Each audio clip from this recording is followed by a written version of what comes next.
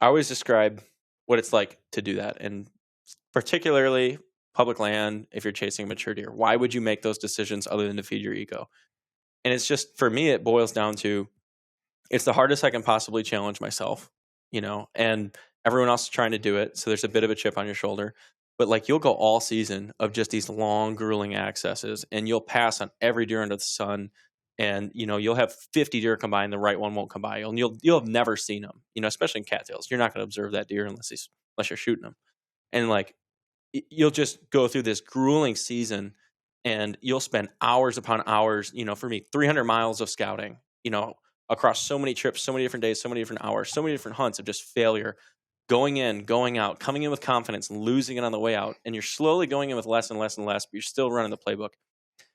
And you're there on the 11th hour of one of your last sits, and in 15 seconds, you go from having no idea if that deer's there, just like every other hunt, to it came in, you shot it, it's dead.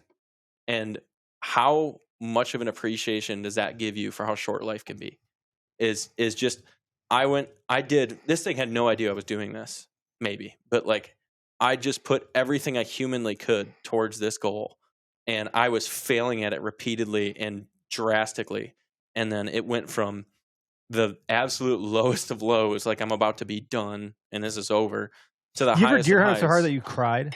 Yeah. Not from tears of joy getting it, but like misery, failure. What am I doing out here? This is terrible. Yeah, you should watch my Nebraska hunt. You know what I mean? I did a spot and stalk 1 mile to a deer, and 2 days in a row. I watched this one. Spot and stalk 1 mile to a deer, got within 25 yards of him, self-filming 2 camera angles, and was looking at the subordinate bucks he was betting with, and he was 25 yards to my right in the open. I could have shot him bedded, and I just thought he was with subordinate bucks because I lost him over a ridge, and I saw him not come out from behind that. And then the next day, giant buck, I mean, he's 150s, 160s, bloody velvet, like dripping from his antlers, raking it off in front of me, and I go on a spot and stalk to him, again, 2 angles, 2 cameras. I'm kneeling 40 yards from his bed, and a side-by-side comes off the private land and scares him. And I didn't know that that's what happened. And for some reason, he popped up, and it just ran off. And you were pretty close to him, weren't you? Yeah.